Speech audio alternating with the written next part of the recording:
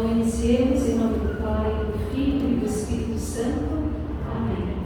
Vinde, Espírito Santo, enchei os corações dos vossos fiéis e acendei neles o fogo do vosso amor. Enviai o vosso Espírito e tudo será criado e renovareis a face da terra. Oremos. Ó Deus, que instruíste os corações dos vossos fiéis com a luz do Espírito Santo, fazei que apreciemos retamente todas as coisas, segundo o mesmo Espírito, e gozemos sempre da sua consolação, por Cristo Senhor nosso. Amém. Estaremos reunidos em nome do Pai, do Filho e do Espírito Santo. Amém. Hoje nós vamos falar do segundo sacramento, que é o sacramento da Eucaristia. A Eucaristia é a base da nossa fé. Eucaristia é Santa Missa. Santa Missa é ação de graças. Então, o alicerce da nossa igreja é a Eucaristia. Olha que importante esse sacramento. Queria que vocês pegassem o Catecismo da Igreja Católica, abrissem no parágrafo 1323. Amém, misericórdia? Amém. Graças a Deus. Então vamos lá. 1323. Na última ceia, na noite que foi entregue, nosso Salvador instituiu o sacrifício eucarístico de seu corpo e sangue. Por ele perpetua pelos séculos até que volte o sacrifício da cruz, confiando destarte à Igreja, sua direta esposa, o memorial da sua morte e ressurreição, sacramento da piedade, sinal da unidade, vínculo da caridade, banquete pascal em que Cristo é recebido como alimento. O Espírito é acumulado de graça e nos é dado o penhor da glória futura. São Paulo aos Coríntios, capítulo 11, versículos 23 a 25. Amém, misericórdia? Amém. Então vamos lá. Capítulo 11, versículos de 23 a 25. Eu recebi do Senhor o que vos transmiti, que o Senhor Jesus, na noite que foi traído, tomou o pão, depois de ter dado graças, partiu-o e disse: isto é o meu corpo, que é entregue por vós. Fazei isto em memória de mim. Do mesmo modo, depois de haver ceado, tomou também o cálice, dizendo: este cálice é a nova aliança no meu sangue. Todas as vezes que beberdes, fazei-o em memória de mim. Palavra do Senhor. Todas as vezes que a gente proclamar qualquer passagem bíblica que não seja Evangelho, sabe o Evangelho de Jesus Cristo, segundo São Marcos, São Mateus, São Lucas e São João, né? Quando a gente proclama o Evangelho, a gente fala a palavra da salvação. Quando a gente proclama as demais leituras bíblicas, a gente fala a palavra do Senhor, tá bom? Palavra da salvação, quando for o Evangelho, palavra do Senhor para as demais leituras bíblicas. Então vamos ver. Então, quando que Jesus institui a Eucaristia que acabamos de ler? Quando? Na última ceia. Então, o que a gente faz hoje, a gente simplesmente faz aquilo que foi instituído por Cristo. Não foi inventado, foi o próprio Cristo que instituiu na última ceia. Vamos ver com base em que nós temos essa ceia eucarística hoje, né? Vamos ver o sacrifício do Cordeiro, aqui para vocês não precisarem procurar no livro do Levítico, capítulo 22, de 19 a 21, eu vou ler aqui para vocês. Como tinha que ser a vítima, né? Aquele cordeiro que ia ser entregue como vítima. Como tinha que ser o Levítico? Faz parte do Pentateuco, aqueles 5 primeiros livros da Bíblia. Vocês lembram? Que é a Torá dos judeus. Então aqui ele vai orientar. Esse daqui é um trecho do livro do Levítico. Como que tem que ser o cordeiro? Deverá, para ser aceito, apresentar um macho sem defeito, tomado entre o gado, as ovelhas ou as cabras. Não oferecereis vítima alguma defeituosa, porque não seria aceita. Quando alguém oferecer ao Senhor um sacrifício pacífico, tomado do rebanho maior ou do menor, seja um cumprimento de um voto, seja como oferta espontânea, a vítima, para ser aceita, deverá ser sem defeito. Olha só, por que Jesus Cristo ele vai ser a vítima necessária para que salve do pecado original? E olha que curioso, no Antigo Testamento era necessário que a vítima tivesse essas características. Vamos ver se Jesus Cristo tinha essa característica para se oferecer como vítima por nós? Macho, é um homem. Jesus, homem. Não oferecereis vítima alguma defeituosa. Jesus tinha algum defeito? Tinha algum pecado? Não tinha, era perfeito. Sacrifício pacífico. Jesus abriu a boca? Jesus se negou, ele brigou? Não quero ser entregue em sacrifício? Foi pacífico, né? Seja o cumprimento de um voto, seja como oferta espontânea. Jesus foi obrigado a fazer isso? Ele foi de livre e espontânea vontade. Então, ele se entregou como cordeiro, se imolou como cordeiro. Mas Deus, ele quis entregar o seu filho para ser o alimento para a nossa alma. Mas Deus esqueceu do seu povo no momento que ele tinha que dar o sustento também para o corpo? Não, agora nós vamos ver. Já ouviu falar no maná? Aquele pão que descia do céu? Vou ler essa passagem para vocês, do Evangelho de São João, capítulo 6, versículos de 31 a 33. Nossos pais comeram maná do deserto, segundo o que está escrito: deu-lhes de comer o pão vindo do céu. Jesus respondeu-lhes: em verdade eu vos digo, Moisés não vos deu o pão do céu, mas o meu Pai é quem vos dá o verdadeiro pão do céu. Porque o pão de Deus é o pão que desce do céu e dá a vida ao mundo. Ele está falando dele mesmo, que ele dá a vida ao mundo. Esse maná que caiu do céu, enquanto o povo ficou 40 anos andando no deserto, lembra, depois que eles saíram do Egito até a terra prometida, ficaram 40 anos. Existiam momentos em que eles tinham fome, não tinha comida suficiente, mas Deus não desamparou eles. Eles tinham o alimento necessário para que eles fossem saudáveis, para alimentar o seu corpo. Então caía do céu esse maná. Isso é real. Existe uma região da África que cai esse maná do céu. Ele tem propriedades necessárias para que o corpo humano consiga se manter. Então, era um alimento que caía do céu, eles recolhiam e eles se alimentavam. Isso aconteceu por 40 anos. Se Deus alimenta o corpo nosso que é perecível, que dirá a nossa alma? Por isso que Ele entregou o Filho dele. Na igreja primitiva, então Jesus instituiu a última ceia, e a partir daí da morte de Jesus, a igreja primitiva ela foi dando continuidade àquilo que Jesus tinha nos ensinado. Aqui eu estou falando de uma igreja que não tinha cisão, gente, só existia uma igreja. Não existiam várias igrejas, como a gente pode ver hoje, né? Várias religiões, era uma única igreja. Então nós vamos ter os primeiros padres. Quem são os padres da igreja? São aqueles que deram continuidade à igreja de Jesus Cristo.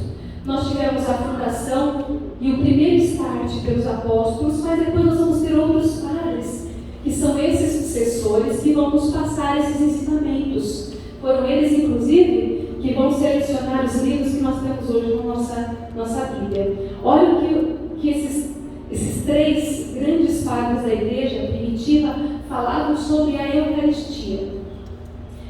No ano de 1160 a 225, Tertuliano falava o seguinte: a carne se alimenta do corpo e do sangue de Cristo, para que a alma seja igualmente cheia de Deus. Olha que importância da Eucaristia já no comecinho da igreja primitiva. Depois, Orígenes vai falar o seguinte, entre 182 e 254.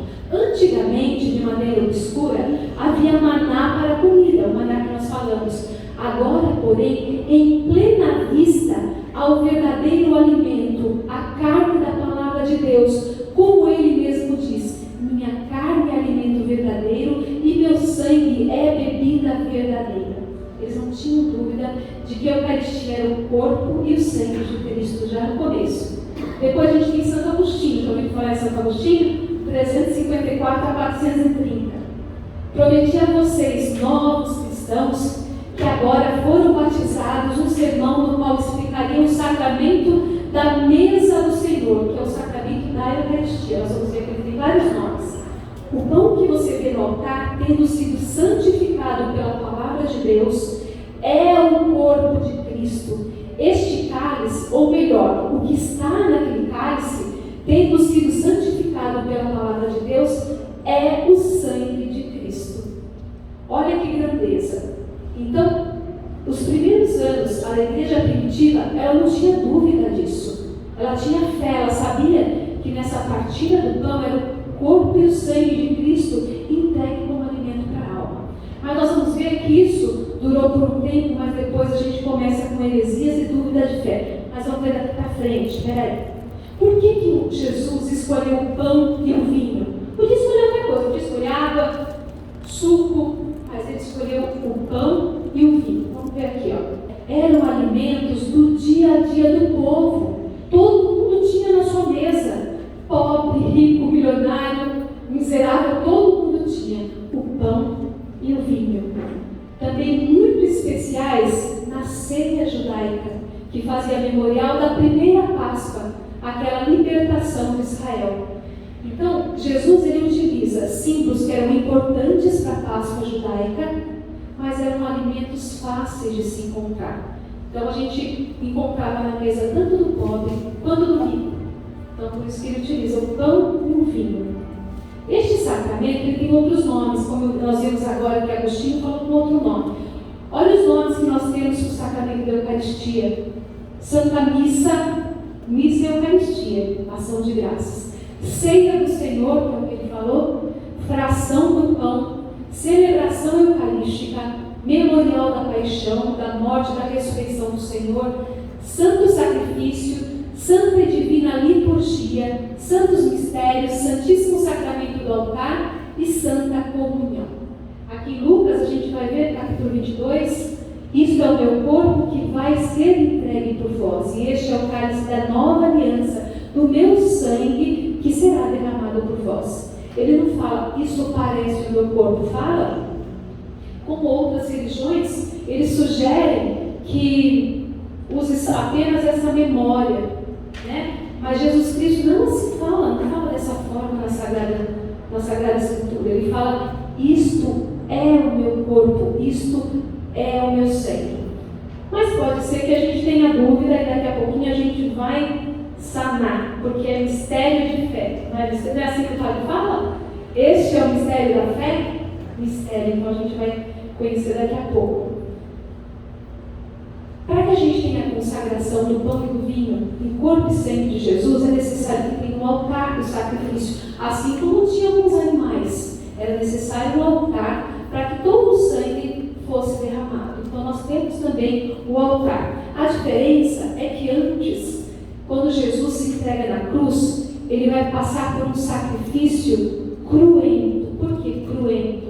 Porque tem derramamento de sangue. E na Santa Missa ele é incruento. Por que incruento? Porque não tem derramamento de sangue.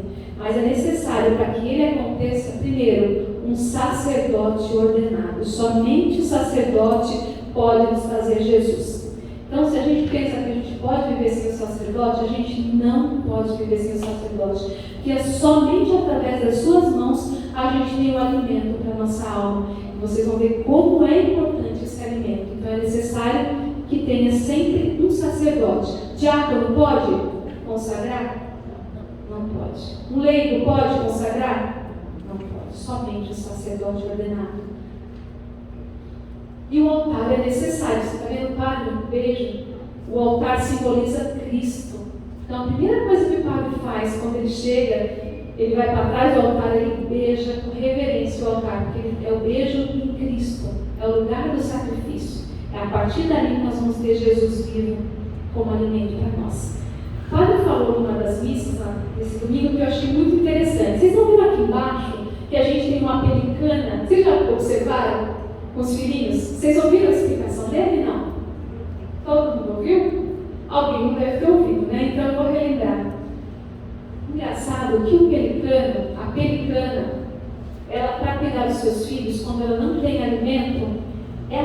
tira pedaços da sua própria carne e entrega para o seu filhote. Olha que simbolismo, né? Então, que a gente tem ali alguém que se entrega por inteiro para saciar os outros. E quem faz isso? Quem entrega a sua própria carne para nos alimentar? Jesus Cristo. É uma analogia bem bonita, né? Que a gente tem. Vamos lá. Antes de a gente explicar pela razão, vamos lá. É possível, vocês homens que são mais racionais, e vocês mulheres que são mais emocionais, é possível conciliar a fé e a razão? Vocês acham que é possível? Ou é racional ou apenas acredita? Será que é possível? Deixa eu dar um exemplo para vocês. O que acontece com a pessoa que só tem fé? Muita fé. A fé em excesso. É ótimo se ela estiver associada à razão. Agora, somente a fé, ela vira fanatismo. Já ouviram falar em fanatismo? Conhece o Estado Islâmico? Em nome da fé que eles professam, eles matam seres humanos. Eles viram homens bombas para destruir os lugares em nome da fé. A fé sozinha, ela vira fanatismo.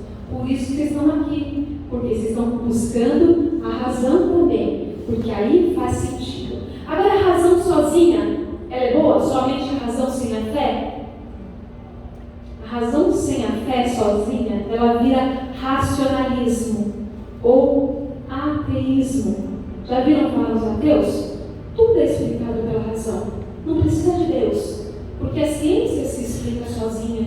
Também é um outro perigo. O que a gente precisa é associar a fé e a razão. A razão é fundamental. Por quê? Porque através do conhecimento a gente ama. A gente não ama aquilo que a gente não conhece. Quer ver? Vou mostrar para vocês. Ver se vocês concordam comigo.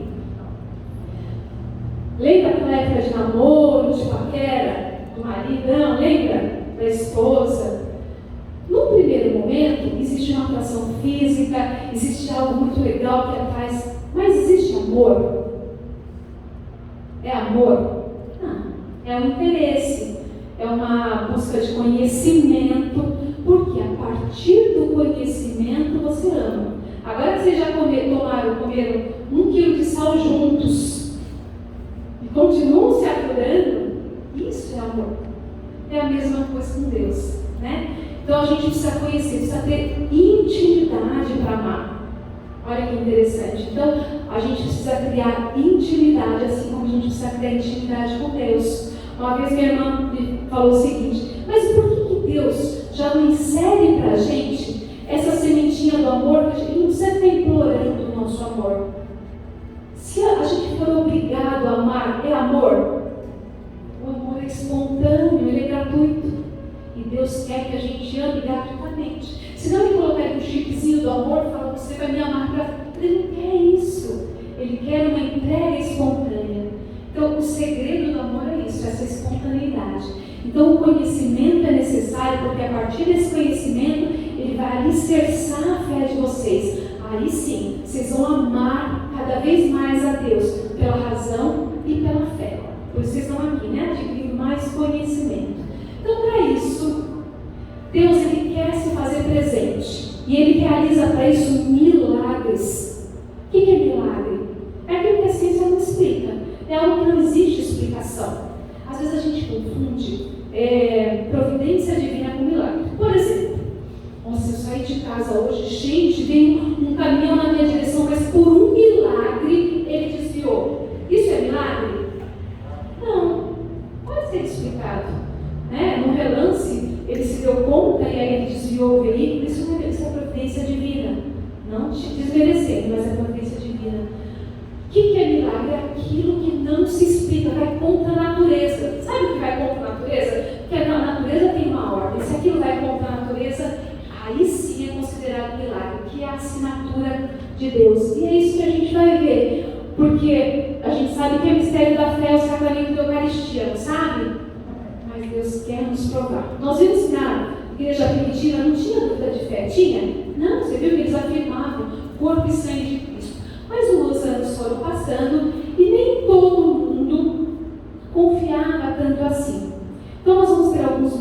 eucarísticos que vocês vão conhecer hoje. Eu vou citar alguns aqui que eu vou acabar explicando mais para frente para vocês. Aqui nós temos uma hóstia consagrada que se tornou um pedaço de carne. É possível isso? Então, a hóstia que se tornou um pedaço de carne. Esse é um tipo de milagre eucarístico. Aqui nós temos um cálice. Ali dentro nós temos o vinho que se tornou sangue. Como se passaram muitos anos, eles coagularam. Então, são pedaços coagulados de sangue humano. Aqui nós temos o momento da consagração. É ruim a imagem, né? Mas essa hóstia, ela está levitando. Ela se descola da patena e ela fica levitando. Vocês podem procurar depois na internet, vocês vão encontrar, tá? Tem um vídeo, vocês podem acompanhar por lá. Aqui nós temos uma mineira chamada Lola. Essa mineira, ela ficou se alimentando de Eucaristia exclusivamente por mais de 60 anos. Uma única Eucaristia diária. É possível uma pessoa sobreviver se alimentando de um pedacinho de pão por 60 anos? Sabe o que aconteceu com ela? Ela, com 16 anos, estava subindo no pé de jabuticaba, ela caiu e ela ficou paraplégica. Então ela ficou acamada e ela não tinha fome, não tinha mais vontade de nada. Então ela não tomava e não comia. Mas aí o padre ofereceu Eucaristia, foi dando força para ela, até que ela, a idade que ela tinha, né? Por 60 anos ela se alimentou somente de Eucaristia. Existem muitos santos. Santa Rosalia, nossa também, que a gente tem lá em cima, né? Nossa Preparação de Socorro, Santa Rosalia. Santa Rosalia era uma eremita que viveu também muitos anos só se alimentando da Eucaristia. E aqui também temos um outro tipo de milagre eucarístico da transubstanciação. Aqui nós temos hóstias consagradas 200, 300, 400, 500 anos que permanecem intactas e frescas. Não é que estão sob refrigeração, não. Elas permanecem no mesmo estado, não tem bolor, não se decompõem, permanecem intactas. É outro tipo de milagre eucarístico. Vou falar para vocês do primeiro milagre eucarístico registrado. Acontece que aqui a gente já está no ano de 750 depois de Cristo. Então surgiram algumas heresias, alguns padres da igreja começam a duvidar da Eucaristia, e nós vamos ter esse milagre que vai acontecer no ano de 750 na cidade de Lanciano, na Itália. No momento da consagração, ele observa o vinho, ele se torna verdadeiramente sangue, porque ele tinha dúvida, ele não acreditava que de fato o corpo de Cristo estava ali, o seu sangue também. E o pão que tinha em suas mãos, ele se transforma verdadeiramente, visivelmente, porque a transubstanciação ela acontece em todas as missas, mesmo que não seja visível aos nossos olhos, ela acontece sempre, mas aqui de fato ela acontece visivelmente. Então aconteceu isso 750 anos depois de Cristo. Aí você fala, você está falando, quem vai comprovar isso? Bom, ele está em exposição na cidade de Lanciano, quem for para a Itália pode visitá-lo. E foram feitas algumas análises laboratoriais para comprovar o que era isso. Era um pouquinho. Essa hóstia virou um pedaço de carne. Este vinho virou sangue líquido depois, ele foi coagulado, porque esse milagre ele tem 1.300 anos. 1.300 anos.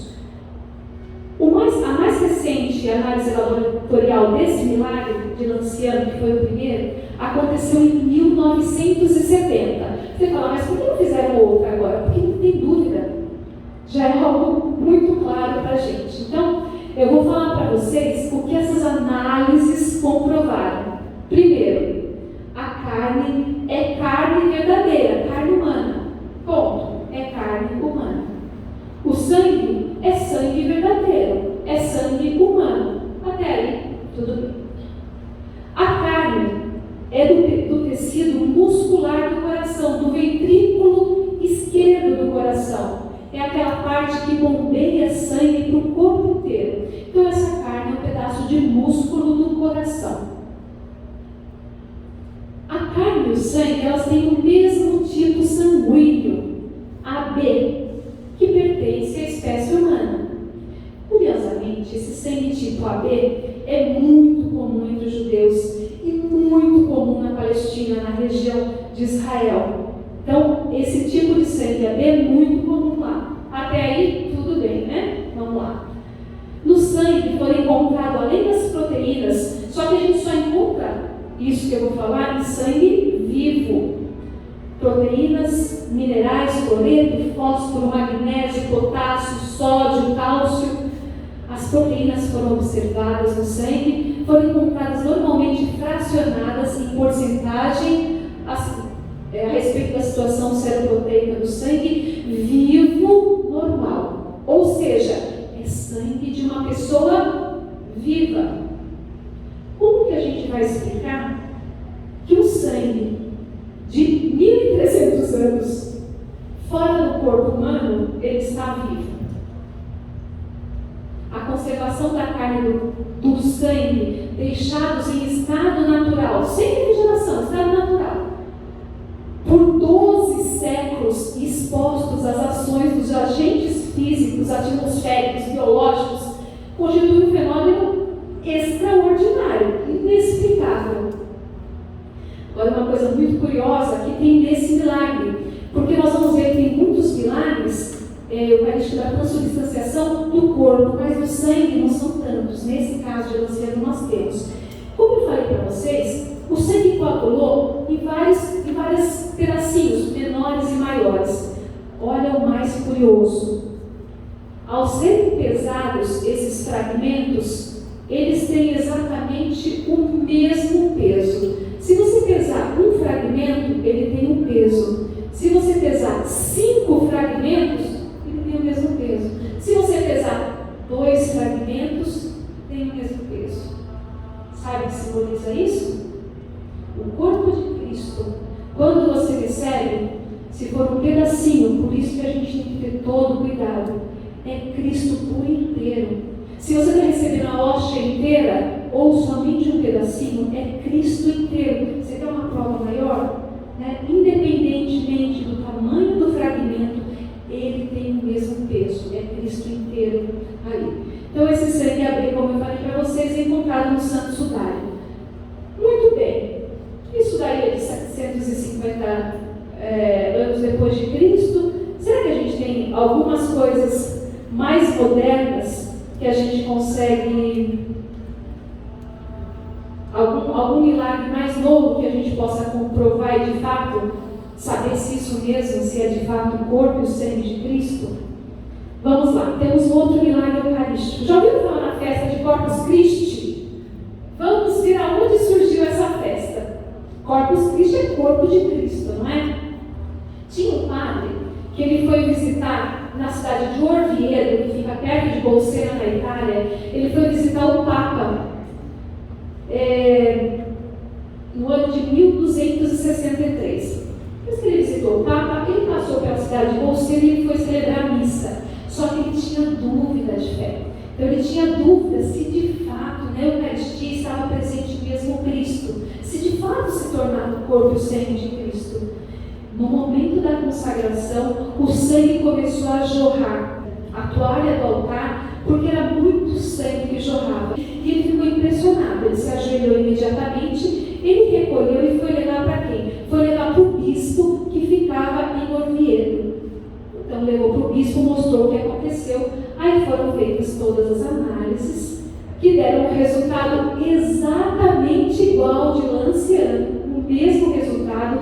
Curioso é que quando mandam fazer esses exames, não vai chegar no laboratório e vai falar: olha, isso aqui é uma hóstia, que é o corpo de Cristo. Não fala nada. Manda para os laboratórios mais renomados, Austrália, Estados Unidos, o último foi na Califórnia, foi em Sydney, na Austrália, para os maiores cientistas, e não se fala de onde é a origem desse corpo ou desse sangue. Por isso que os resultados são verídicos. Existem cientistas, inclusive, que se convertem após fazer as análises. Muitos ateus se converteram depois de participar dessas análises. Então, no caso desse milagre eucarístico, o Papa ficou impressionado e aí pediu para que saísse em procissão.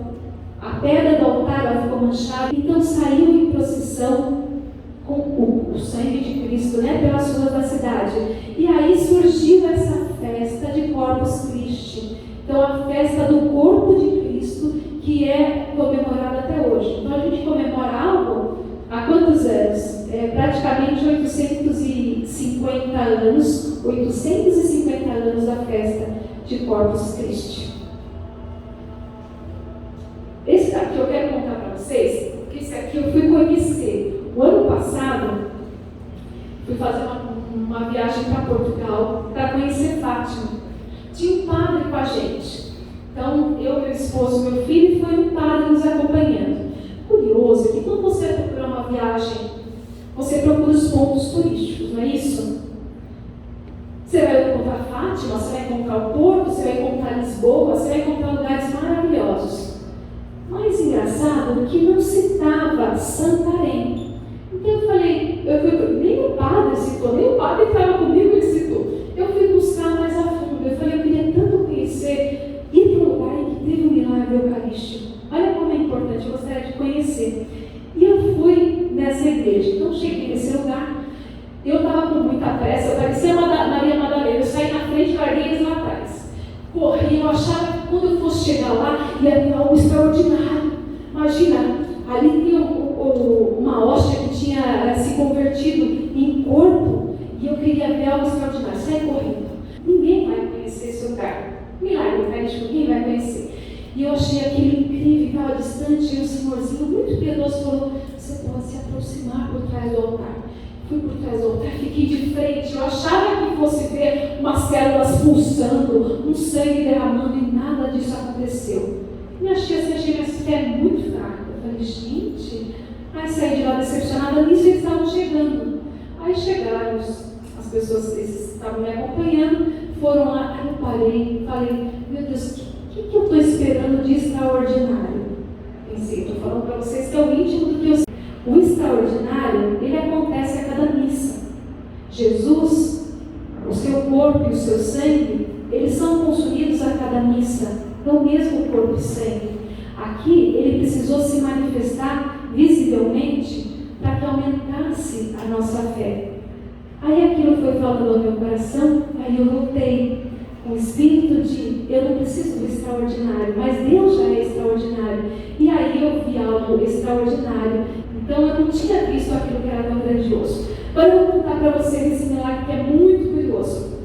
Tinha uma mulher que ela estava sendo traída pelo marido. Então ela procurou uma bruxa, uma feiticeira. Essa feiticeira é uma feiticeira judia, nessa cidade, lá em Santarém, Portugal. E ela procurou a bruxa falou assim: olha, eu vou fazer um trabalho para trazer seu marido de volta. Ele vai largar essa outra que ele está saindo. Só que eu preciso que você me pague com uma hóstia consagrada. Fácil. Deixa comigo, vou fazer isso. Aí ela foi na igreja, sem participar da missa, conversou com o padre, disse que precisava muito comungou. Só que assim que o padre virou o rosto, ela pegou e guardou essa hóstia num véu que ela tinha dobrado.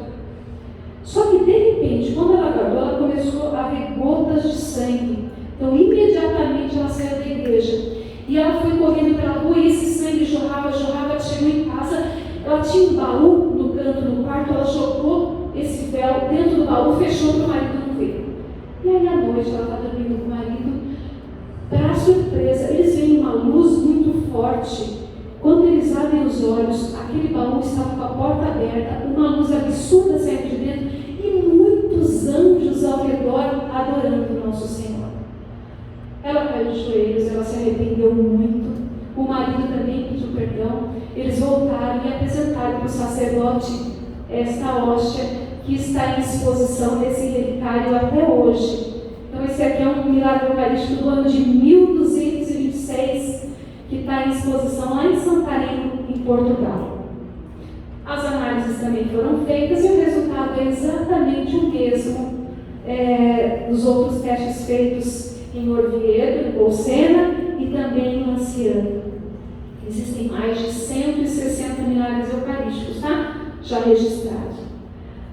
Aqui é engraçado, meu marido falou, você não vai colocar isso daqui, porque isso aqui não tem como comprovar. Aí eu vou falar para vocês como eu cheguei a essa conclusão. Falei, como não tem como comprovar? Então imagina, Santo Antônio e a mula do herege. Eu vou ler para vocês, vamos lá. Vou ler a historinha para vocês, que fica mais bonita lida aqui, porque está com um vocabulário mais erudito. Vamos lá. Milagre eucarístico, né? De Santo Antônio e a mula do herege. Em todos os lugares por onde passava, Santo Antônio de Pádua era o flagelo dos hereges, em virtude do maravilhoso dom que possuía de refutar suas objeções e desmascarar suas calúnias contra a fé católica, um defensor da fé católica. Encontrando-se ele certo dia em Toulouse, na França, para combater esses erros dos inimigos que queriam destruir a igreja, ele viu-se numa luta com um dos mais tenazes albigenses. A longa discussão acabou recaindo sobre o tema do sacramento da Eucaristia.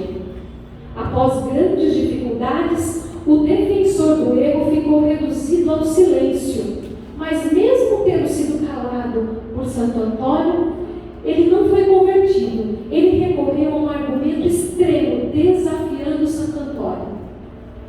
Deixemos de palavras e vamos aos fatos. Se por algum milagre podeis provar diante de todo o povo que o corpo de Cristo está de fato presente na hóstia consagrada, eu abjuro a heresia e me submeto ao jugo da fé. Aceito o desafio, replicou logo Santo Antônio, cheio de confiança na onipotência e na misericórdia de Deus. Eis, pois, o que eu proponho, disse o herege. Tenho em minha casa uma mula. Depois de deixá-la fechada durante 3 dias sem qualquer alimento, eu a trarei nessa praça. Então, na presença de todos, oferecerei a ela uma abundante quantidade de aveia para comer. E vós lhes apresentarei isso que dizeis ser o corpo de Cristo. Se o animal faminto abandonar a comida a fim de correr para esse Deus que, segundo vossa doutrina, deve ser adorado por todas as criaturas, eu crerei de todo o coração no ensinamento da Igreja Católica. Pois bem, ele aceitou o desafio. No dia marcado, acorreu gente de todas as partes. Enchendo a praça onde se realizava a grande prova. Católicos e hereges, todos estavam numa expectativa fácil de imaginar. Perto dali, numa capela, Frei Antônio, que na época era Frei Antônio, não era santo, que santo só pode ser depois de morto, ninguém é santo em vida. Frei Antônio celebrava a Santa Missa com fervor angelical. Chega então esse albigense, puxando a mula faminta, enquanto o comparsa traz o alimento preferido do animal. Aquela multidão de hereges se escolta, já comemorando a vitória. Nesse momento, sai da capela Santo Antônio, tendo nas mãos o Santíssimo Sacramento. Faz um profundo silêncio, dirigindo-se à mula, ele brada com voz forte: em nome e pelo poder do teu Criador, o qual, apesar da minha indignidade, aqui seguro, realmente presente nas minhas mãos, eu te ordeno, pobre animal, vem sem demora inclinar-te com humildade diante dele. Devem os hereges reconhecer que toda criatura presta submissão a Jesus Cristo, Deus Criador, que o Padre Católico tem a honra de fazer descer sobre o altar. Ao mesmo tempo, o albigense pôs aquele monte de aveia debaixo da boca da mula esfomeada, incitando-a a comer.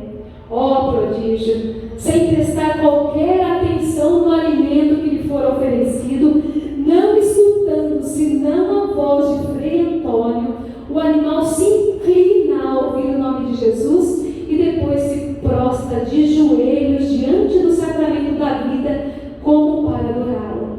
À vista disso, os católicos explodem em manifestações de entusiasmo, enquanto os albigenses ficam esmagados de estupor e confusão. O dono da mula, porém, mantendo a palavra de honra dada a Santo Antônio, abjura a heresia e torna-se um fiel filho da igreja. Aí meu maridinho falou para mim: como você vai conseguir comprovar isso? Me fala cientificamente. Eu falei: cientificamente não. Aqui nós temos o quê? Testemunhas oculares, porque essa história a gente tem como registro, essas histórias elas estão registradas. Então não consigo comprovar cientificamente. Mas uma coisa é certa: nessa época não existiam religiões diversas, só tínhamos a religião católica.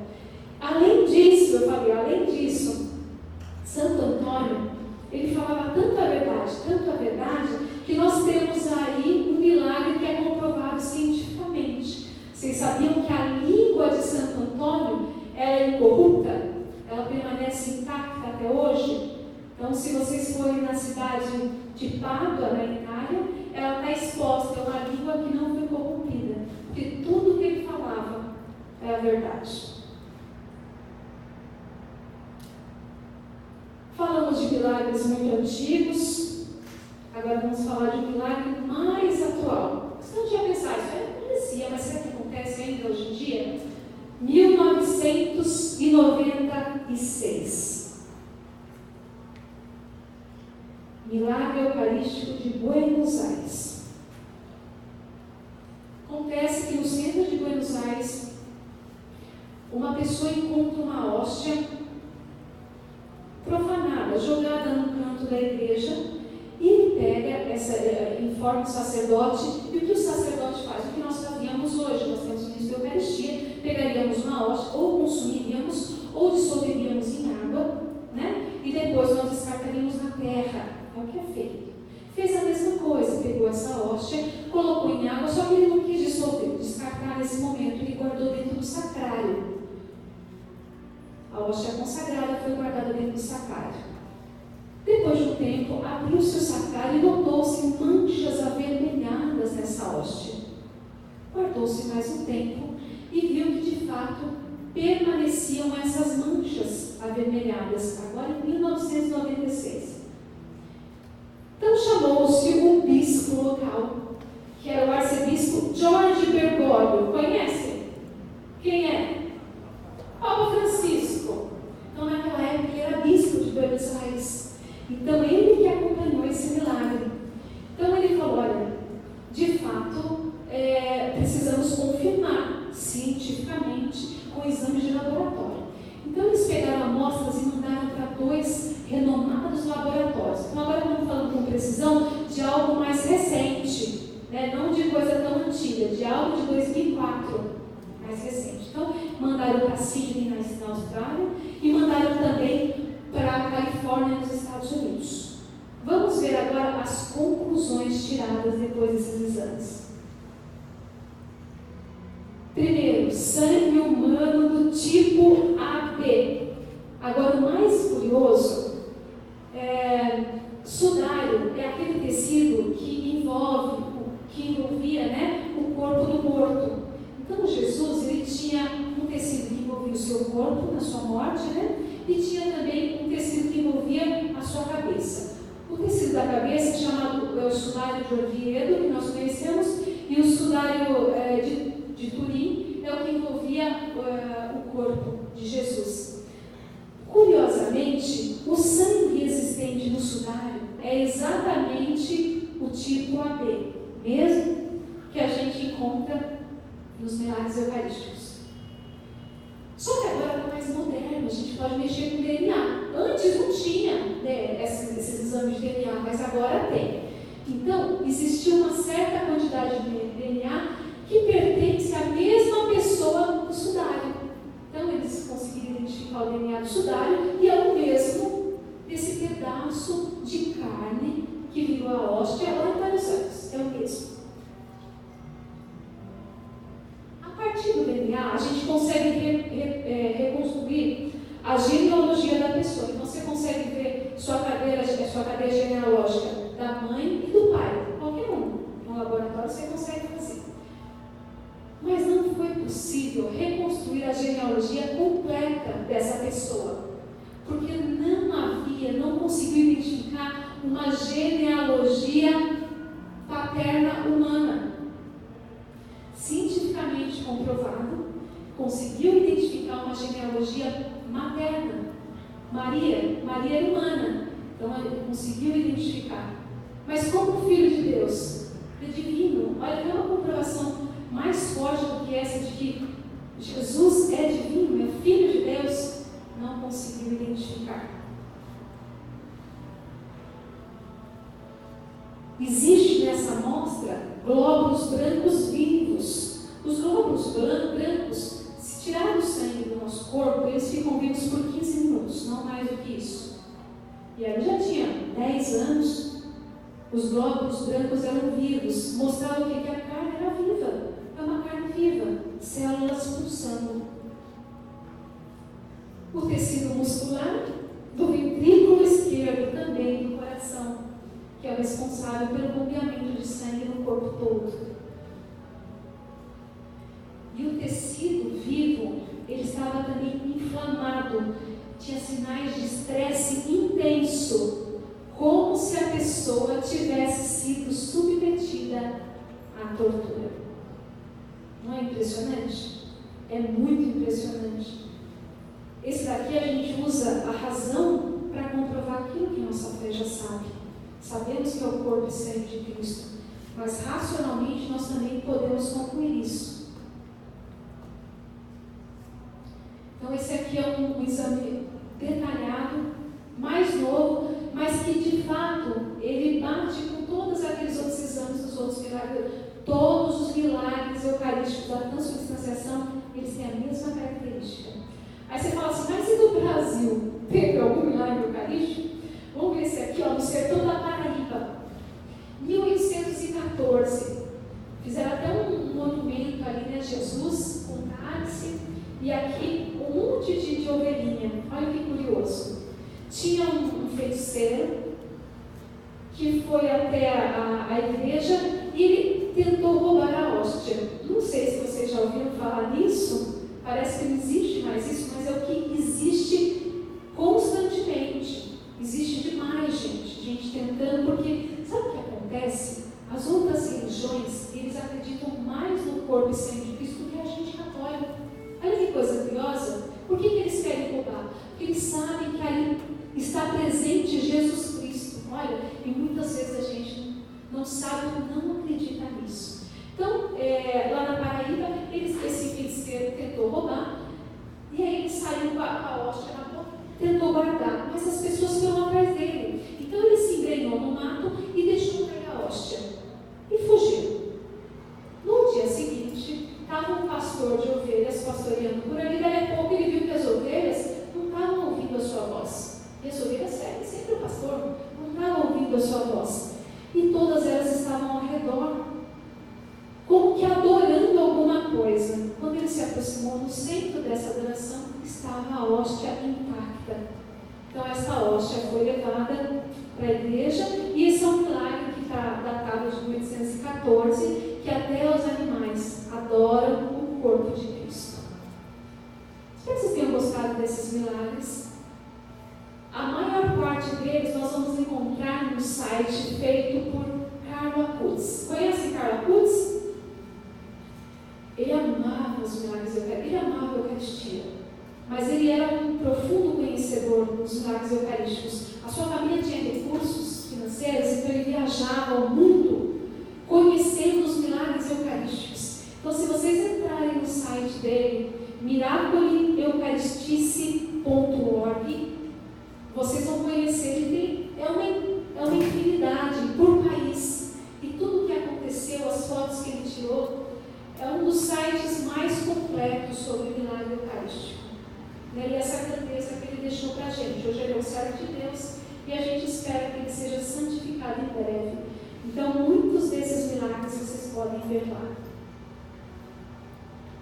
Agora, vamos ver quais os cuidados que nós temos que ter com a sagrada hóstia. Agora que nós vimos como é sagrado, como nós devemos reverenciar, você sabe que no momento da comunhão, se você estiver na fila, mas um ministro passar do seu lado carregando Jesus, o ideal é que a gente fizesse a genuflexão. Como a gente sabe que o espaço é restrito, o mínimo que a gente tem que fazer é reverência. Por quê? É Cristo passando do nosso lado. Sabia? Assim como quando tem exposição do Santíssimo, também nós nos ajoelhamos, porque é Cristo que está no meio de nós. Se a hóstia cai no chão, por exemplo, você está comungando e acidentalmente a hóstia cai no chão. Você, como uma pessoa que ama a Eucaristia, o que você poderia fazer? Comungá-la. Se fosse eu comungaria. Eu pegaria a hóstia e comungaria. Qualquer pedacinho, só que além de comungar, pode ter fragmentos ali. Então tem que existir uma purificação daquele lugar. Então qualquer pedacinho deve ser pego e entregue ao sacerdote ou ministro da Eucaristia. O que ele vai fazer? Se não for, se tiver sido consumido, tiver um pedacinho da hóstia, vai colocar na água para ela dissolver, antes de jogar na terra. Então ele vai colocar na água para ser dissolvida. Caso encontre uma hóstia descartada e entregue ao sacerdote, caso não seja possível, de repente não é possível, você está num lugar que você não consegue encontrar qualquer outro motivo, você pode dissolvê-la em água e entregar na igreja assim que possível.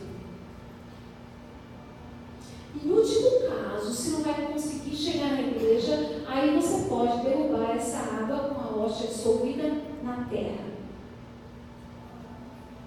A hóstia consagrada é o corpo de Cristo, todo respeito e cuidado são necessários. Agora que vocês viram que a Eucaristia é muito importante, é o alimento da nossa alma. Jesus se faz presente verdadeiramente e Deus atesta com um milagre, com a sua assinatura. Então a gente tem que estar dignamente preparado para esse banquete, com as vestes limpas, não é? Podemos estar sujos para participar do banquete? Não podemos. Então, quais são as condições para a gente participar da comunhão? Primeiro, ser batizado. Primeiro sacramento do batismo. Quem não é batizado não pode comungar. Se você comungou, mas você não tinha conhecimento desse fato, não se preocupe, porque você não comunga a sua condenação daquilo que você não conhece. Então, não precisa se preocupar. Precisa ter se preparado numa catequese e ter feito a primeira Eucaristia. Você não pode receber Jesus sem saber o que está recebendo. Por isso que a catequese é fundamental. Estar em estado de graça. O que é estado de graça? Sem pecado. Ah, mas eu tenho os pecadinhos. Por isso, a gente tem o ato penitencial para lavar os pecadinhos. Agora, o pecadão precisa de um padre para se confessar. Pecado de um pecado mortal somente através da confissão. Precisamos respeitar o jejum eucarístico. Precisamos ter o nosso corpo isento de qualquer resíduo para receber Jesus. 1 hora antes da comunhão, jejum eucarístico. Ter fé de que sob as aparências do pão e do vinho estão Jesus, que é mais prova do que nós tivemos agora. E estar disposto a assumir os compromissos de comunhão decorrentes da Eucaristia. Qual que é o compromisso? Se assemelhar ao Cristo. Não é aquilo que a gente comunga, é aquilo que a gente tem que ser. Então, se assemelhar em tudo ao Cristo. Agora vamos a algumas perguntas, que vocês podem me ajudar, para a gente ficar um pouquinho mais dinâmico, eu falar um pouco menos também, né? Quais são as espécies usadas na consagração? Quais são as duas espécies?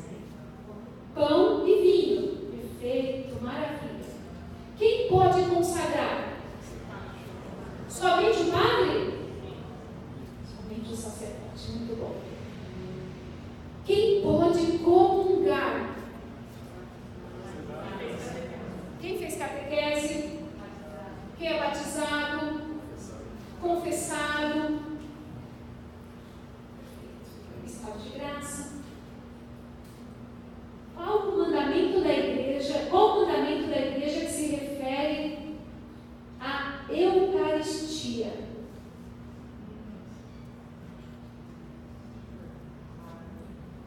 São várias orientações, né?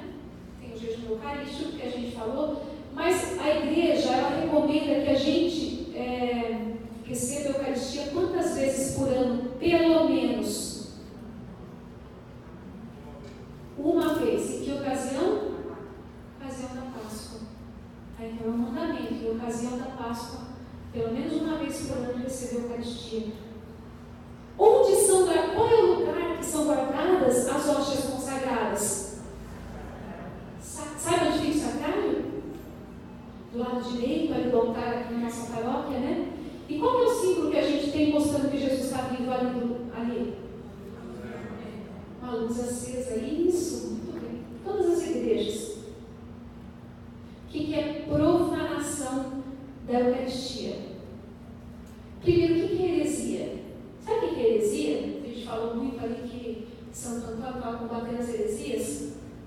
É uma mentira acerca da fé que parece verdade. É uma mentira. E se essa mentira ela for sendo deixada, ela pode se tornar destruir algo muito importante, no caso a igreja. Então, deve ser combatida a heresia no início. E o que é a profanação? Então, algo que é sagrado deveria ser respeitado, você estaria desrespeitando. Por exemplo, as pessoas que levam para fazer trabalhos em centro espírita, em centro de umbanda, é uma profanação. Levar o corpo de Cristo. Isso não é uma coisa que não acontece com muita frequência, infelizmente, por isso que a gente tem que ter toda a atenção. O que é ação de graças? Sabia que depois da comunhão a gente tem um momento de ação de graças? O que é graça? É agradecimento, é o momento de agradecer a refeição. Então é aquele momento de adorar o Cristo que está dentro de nós, com todo o nosso coração, com toda a intensidade. O que é jejum eucarístico?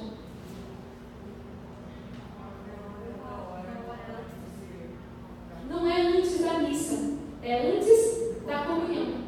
E depois também, né?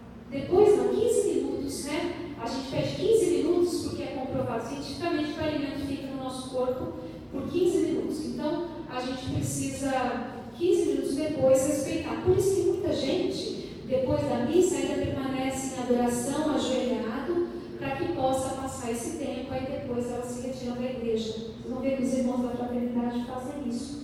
Quais são os benefícios da Eucaristia? Se vocês podem falar, que benefício que ele traz para vocês?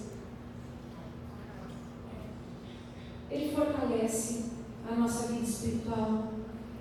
Ele fortalece a nossa vida espiritual e nos livra do pecado. Porque a gente quer receber o Cristo e a gente sabe que no pecado a gente não pode.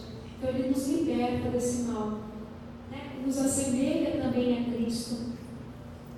Quantas vezes se pode comungar num dia? Olha, eu fui na missa 4 vezes. Quantas vezes eu posso comungar? Nossa, como vocês sabem? Alguém falou isso? Estamos perto, são 2. É isso mesmo, acho que o Mário falou, né? Não, passada. O que acontece é que quem comunga sempre está em estado de graça. Pois você procura lá 1 Coríntios, capítulo 11, versículo de 27 a 29, para vocês verem o que fala. Comunga a própria condenação. Tem que ter consciência, tá, gente? Pessoas que estão sem consciência. E por que nós comungamos somente o pão, se é consagrado o pão e o vinho? Isso já me perguntaram numa aula online que eu estava fazendo. Vocês viram que Cristo é totalmente Ele num pedacinho de pão? E Ele é totalmente Ele num pedacinho de vinho? Então difere se você está comungando o corpo e o sangue, ou só é todo, um pouquinho, é todo Cristo. E por que a gente só comunga numa espécie? Porque é mais prático. Agora, por exemplo, na época de pandemia, poderia justificar porque seria impossível, né? Até porque quando se comunga nas 2 espécies, o padre precisa colocar na boca, a gente está evitando esse tipo de contato. Mas quando não está dentro da pandemia, a gente precisa agilizar esse processo, senão a missa vai durar 2 horas. Então, por isso que se comunga apenas uma espécie. Mas é todo Cristo ali naquele pedacinho de pão. Porque as pessoas que não são católicas acreditam mais na Eucaristia do que nós.